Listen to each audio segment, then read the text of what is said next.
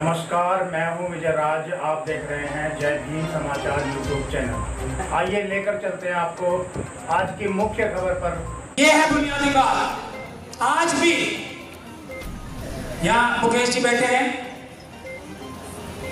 थोड़ा शायद इनको भी बुरी लगेगी बात, लेकिन कहनी बहुत आवश्यक है। क्या इनको अपनी सीट जीतने के लिए या लोकसभा की सीट भी जीतने के लिए या आसपास के क्षेत्रों की सीटें जितवाने के लिए किसी पॉलिटिकल पार्टी की तरफ पलट के देखना पड़ना चाहिए? यही महत्वपूर्ण बात है।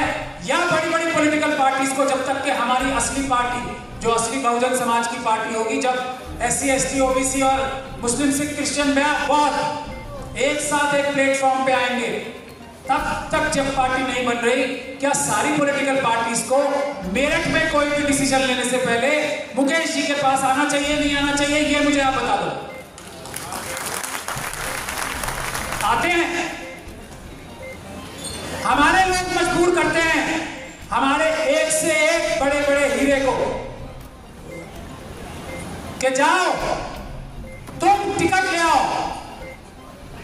होता नहीं।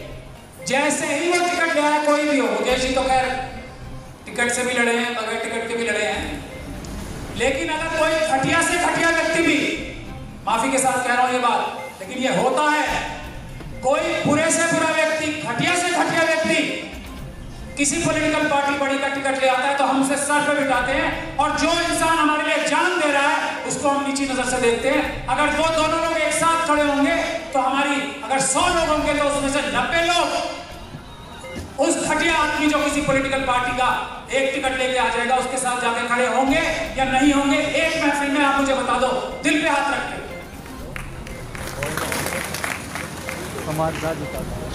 ये है बुनियाद।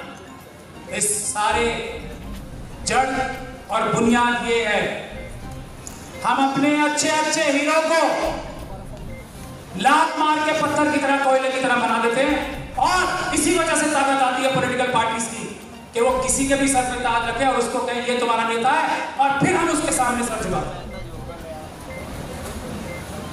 और इससे सिर्फ हम लोग तो खैर बहादुर लोग हैं, झेल ही रहे हैं, हमें क्या फर्क पड़ रहा है? हमारे समाजों को इससे बुरा बुरा टाइम देख लिया, और भी बुरा देखने की ताकत रखते हैं, कोई उखाड़ नहीं पाएगा कमजोर लोगों का कुछ भी। और जब हम अपनी पे आएंगे तो वो फोटो देख लो। हम तो बाबा साहब की इज्जत करते हैं ना, दूसरी फोटो भी है वहां पे, इसीलिए संविधान से चलते हैं। कोई मजबूरी नहीं है हमारी संविधान से चलने की।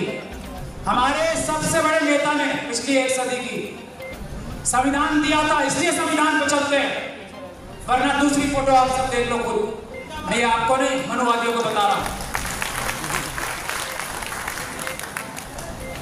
हमारे आदमी का संविधान है, इसलिए सब जुल्म सह के भी हम कहते नहीं संविधान से चलेंगे। औकात नहीं है किसी की हमारे सामने खड़े होने की। अगर हम संविधान भूल जाए तो ये तय बात है, इसमें कोई ढकी छुपी बात नहीं कह रहा हूं, लेकिन हम नहीं भूल सकते क्योंकि हमारा वादा है बाबा साहब से। अच्छा, ये जो बड़ी बड़ी पॉलिटिकल पार्टीज हैं, इनका अपना क्या असर हो रहा है? किस वजह से हो रहा है? क्योंकि गधे बेकार आदमी के सर पे ताज रखा और वो MP MLA बन के आ गया, ना उसको समस्या का पता है, ना समाधान का पता है, ना लोगों से टच है, और ना वो रीढ़ की हड्डी है। तो नुकसान किसका हो रहा है अल्टीमेटली? ये जो बड़ी बड़ी पॉलिटिकल पार्टीज हैं, नुकसान उनका भी हो रहा है। बहुत ध्यान से सुनने की बात है, इतनी सी बात है, अगर आप लोग इस पे अमल करना शुरू कर दो तो ज्यादातर समाधान हो जाएंगे। ये RSS और BJP का जो चिन्ह हमारे सबके सर पे आके बैठ गया है आज, ये भी कमजोर पड़ जाएगा, और अच्छी लीडरशिप आएगी तो हमारे समाज, चाहे वो किसी भी पॉलिटिकल पार्टी की हो, RSS और BJP को छोड़ के, तो हमारे समाज भी मजबूत बन जाएंगे, ऐसा मेरा मानना। इसमें ज्यादा मेहनत तो नहीं है ना। अपने बड़े लोगों, अपने बहादुर लोगों की, अपने जुझारू लोगों की इज्जत करो आप। बोलो पॉलिटिकल पार्टीज को कि ये हमारा जुझारू आदमी है, हम इसे पसंद करते हैं, हम चाहते हैं कि आप इसे टिकट दो, इसकी इज्जत करो। उनको मानना पड़ेगा। ये ज्यादा मुश्किल काम नहीं है, प्रैक्टिकल सॉल्यूशन दे रहा हूं मैं। अब मैं 2 बातें और कह के अपनी बात समाप्त करना चाहता हूं, क्योंकि वो भी 4 बिंदुओं के ऊपर ही। देखिए, इस देश में, और मैं आरएसएस और बीजेपी को ज्वाइन करने के लिए किसी भी हालत में या किसी भी तरह से समर्थन देने के लिए क्यों मना करता हूं? मैं नहीं कर रहा हूं, बाबा साहब मना करके गए, तो बाबा साहब की बात तो माननी पड़ेगी ना। वो बोल के गए कि आरएसएस और आरएसएस से संबंधित किसी संस्था से कोई संबंध नहीं रखा, रखना ही नहीं है, इसलिए बोलते हैं हम ये बात। तो अब इस पे दिमाग लगाने की काम नहीं बचा है। बाबा साहब मना कर गए, हमें इस पे दिमाग ही नहीं लगाना। हालांकि अगर लॉजिक देना चाहें तो मैं भी 2 घंटे तक इस बात के लॉजिक दे सकता हूं, लेकिन जरूरत क्या है? बाबा साहब बोल गए ना, हमसे ज्यादा दिमाग रखते थे वो। जब मना कर गए आरएसएस और इससे संबंधित किसी भी संगठन से कोई संबंध नहीं रखना, बाकी कुछ भी करो, तो मानना पड़ेगा ना।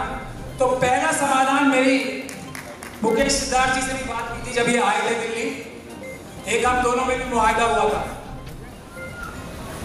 वो मुआहदा ये था, क्योंकि SC/ST समाज इस देश का सबसे ज्यादा जरूरतमंद समाज है आज भी, और उसके लिए बाबा साहब डॉक्टर भीमराव अम्बेडकर के संविधान से निकला हुआ एक स्कीम है जिसे SC/ST सब प्लान कहा जाता है। SC/ST सब प्लान ये है, 1980 के दशक से जिस प्रदेश में शेड्यूल कास्ट, शेड्यूल ट्राइब्स समाज की जितनी संख्या होगी, जितनी परसेंटेज में संख्या होगी, हर बजट में, केंद्र के या प्रदेश के बजट में उतनी उनकी हिस्सेदारी रिजर्व होगी, सेफ रहेगी। वो सिर्फ और सिर्फ SC और ST की भलाई के लिए, जो उनके जाती फायदे की चीजें होंगी उसके लिए खर्च हो सकती है। जैसे उत्तर प्रदेश में 21% है, 21% बजट का हिस्सा हर साल 1980 के दशक से बता रहा हूं मैं आपको, 1980 के दशक से आज तक वो बजट का हिस्सा शेड्यूल कास्ट कम्युनिटी के लिए, क्योंकि उत्तर प्रदेश में ज्यादा शेड्यूल ट्राइब नहीं है, 21% रिजर्व था। उसमें एक खासियत है, सड़क बनाने के लिए खर्च नहीं हो सकता, स्कूल कॉलेज बिल्डिंग और ये फ्लाईओवर बनाने के लिए खर्च नहीं हो सकता, सिर्फ और सिर्फ शेड्यूल कास्ट कम्युनिटी की भलाई के लिए ही खर्च हो सकता है। और अगर वो उस चीज पे खर्च नहीं हुआ तो वो बचा के रखा जाएगा, सुरक्षित रखा जाएगा, और सुरक्षित रखा जाएगा। और आज तक उत्तर प्रदेश की मैं बात बता रहा हूं, यही हमारा मुआहदा हुआ था मुकेश जी से भी, आज तक वो बचा हुआ है पैसा, खर्च नहीं हुआ है बिल्कुल भी, ये बात की गारंटी मैं दे सकता हूं। 2 राज्यों के लिए हमने इसके लिए PIL डाल रखी है, उसमें से निकल के साफ चीज ये आ रही है कि 95% तक पैसा 80 के दशक तक आज से खत्म, खर्च नहीं हुआ। तो हमारा ये कहना है उसमें, ये हमारा मुकेश जी से मुआहदा हुआ कि ये पैसा अगर सरकारें खर्च करने के लिए काबिल नहीं है, ये कर ही नहीं सकते, अभी एस्टैब्लिश हो गया है 1980 के दशक से, तो भाई एक काम करो, ये सारा पैसा जितना भी है उसको पॉपुलेशन के हिसाब से डिवाइड करो, भाग करो और कैश बैंक अकाउंट में डाल दो। हर एक परिवार के मुखिया के बैंक अकाउंट में सीधा पैसा डाल दो। अब आपको मैं ये बताना चाहता हूं कि उत्तर प्रदेश के लिए और बाकी प्रदेशों के लिए हमने बहुत डिटेल में इसमें रिसर्च की है, तो आप क्या अंदाजा लगा सकते हैं कि ये आपके हक का पैसा उत्तर प्रदेश के हर एक परिवार के लिए जो बचा हुआ आपका अपना पैसा है, बाबा साहब का दिया हुआ पैसा है, कितना होगा वो? आज मिला के वो 1 करोड़ होगा एक परिवार के लिए। कितना? 1 करोड़। क्या इसके लिए आप संघर्ष करने को तैयार हो? करोड़पति बनने के लिए सबसे आसान, सीधा, सुरक्षित संवैधानिक रास्ता बता रहा हूं मैं आपको। 1-1 करोड़ रुपए एक परिवार के पास। और हमारी बहन जो है थोड़ा शायद इस पे हंस रही हैं, मैं कोई भी बात बिल्कुल सच्ची तथ्यों के आधार पे करता हूं, रिकॉर्ड के आधार पे। ये 15 लाख वाला बात नहीं कर रहा हूं मैं, ये रिकॉर्ड में आपका पैसा है, चुरा रखा है सरकारों ने।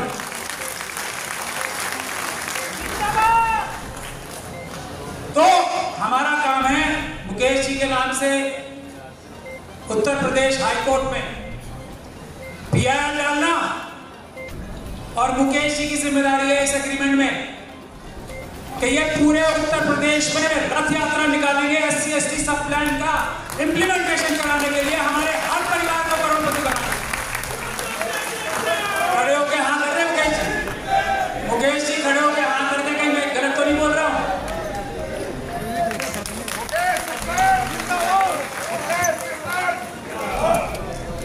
दूसरी बात, और फिर मैं अपनी बात समाप्त करूंगा। हमारे देश में रतन लाल जी यहाँ मौजूद है।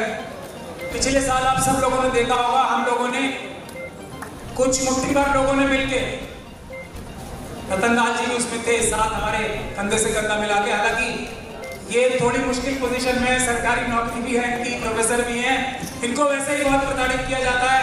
अभी इनको मेरे ख्याल से कम वाइस चांसलर होना चाहिए था दिल्ली यूनिवर्सिटी का, मेरा अपना मानना है। जो इनकी काबिलियत है,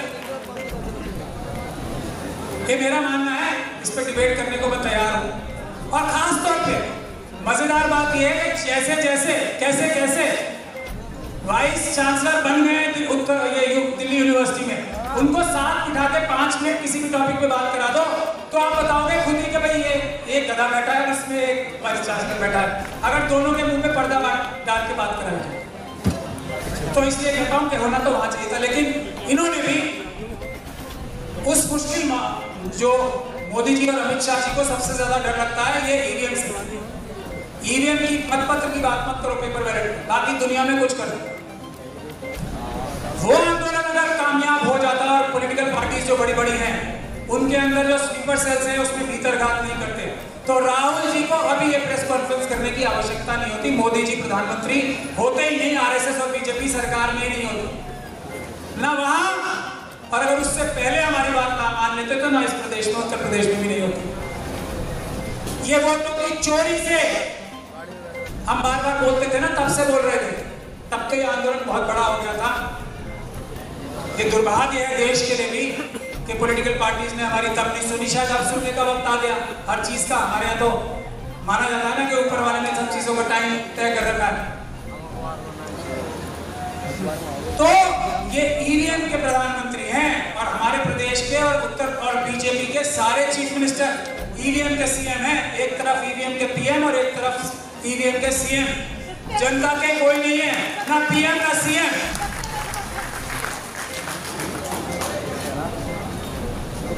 तो ये आंदोलन अब दोबारा जोर पकड़ रहा है। मेरे ख्याल से आप लोगों की, इस देश की जनता की जिम्मेदारी है, क्योंकि राहुल जी के ऊपर इल्जाम लगा रहे हैं कि जी इलेक्शन हार जाते हैं इसलिए ये कहते हैं। मेरा कहना है बिल्कुल गलत बात है ये। राहुल जी तो खुद बोल रहे थे प्रेस कॉन्फ्रेंस में, हमारे लोग तो बोलते हुए भी झिझकते थे, मैं यानी कि राहुल जी कम झिझकते थे, लेकिन बाकी सब तो बड़े झिझक के बोलते थे। तो झिझकने का वक्त खत्म हो गया। राहुल जी का ये काम नहीं है, ये हमारी डिमांड है, ये जनता की डिमांड है। हमें ईवीएम नहीं मतपत्र चाहिए, और जो व्यक्ति मतपत्र की बात नहीं करता वो बेईमान है, हमारा ये कहना है, और जो नहीं करता वो बेईमान है। और मुझे खुशी है हमारे उत्तर प्रदेश के जो पूर्व मुख्यमंत्री हैं, उन्होंने एक बहुत महत्वपूर्ण बात कही, मैं किसी की झूठी तारीफ नहीं करता। उन्होंने कही बात ये, हालांकि हम उनसे भी थोड़े नाराज हो, लेकिन सबसे महत्वपूर्ण बात उन्होंने इस बार जब वो पार्लियामेंट में गए, पहले ही भाषण में अपने उन्होंने एक बात कही थी कि हम समाजवादी पार्टी 80 की 80 सीटें जीत जाए तब भी हम मतपत्र से चुनाव चाहते हैं। ये बात है, जो मतपत्र से चुनाव नहीं चाहेगा वो बेईमान है, चोर है, सीधी बात है। वो जनता के वोट नहीं मिलते उसको। और अगर अखिलेश जी की बात को मान ली जाए तो मेरे ख्याल से जो भी गठबंधन चुनाव लड़ेगा उसको 80 सीट आएंगी, 79 नहीं आएंगी अगर मतपत्र से चुनाव हुए। तो ये बात मैं बता रहा हूं क्योंकि हमने इस पर रिसर्च की, 79 नहीं आएंगी, 80 आएंगी गठबंधन की। ये है सच्चाई। तो क्या ये दो आंदोलन हैं? मेरे ख्याल से जो रथ भी मुकेश जी निकालेंगे उसमें भी एक पहली डिमांड हमने तो यही कह रखा, हमारी पहली डिमांड ही हर जगह मतपत्र वापस लाने की है। चाहे कोई भी आंदोलन हो उसमें सबसे पहली डिमांड ऊपर होनी चाहिए, क्योंकि ये एक ऐसा रास्ता है जो बाबा साहब डॉक्टर भीमराव अम्बेडकर ने हमें एक मत का अधिकार दिया था, उसको अगर हम वापस पूरी शक्ति से प्राप्त कर लेंगे तो हर सरकार, हर पॉलिटिकल पार्टी जनता के गुस्से से डरेगी और वही तरीका है असली न्याय पाने का। अगर संविधान के अनुरूप कार्य शुरू हो जाए तो फिर किसी से मांगने की आवश्यकता नहीं है। आप लोगों ने मुझे इतने धैर्य के साथ सुना, उसके लिए मैं बहुत धन्यवाद करता हूं। आयोजकों का, खासतौर पे मुकेश सिद्धार्थ जी का दिल की गहराइयों से धन्यवाद करता हूं। जय भीम, जय भारत, जय संविधान। अस्सलाम वालेकुम।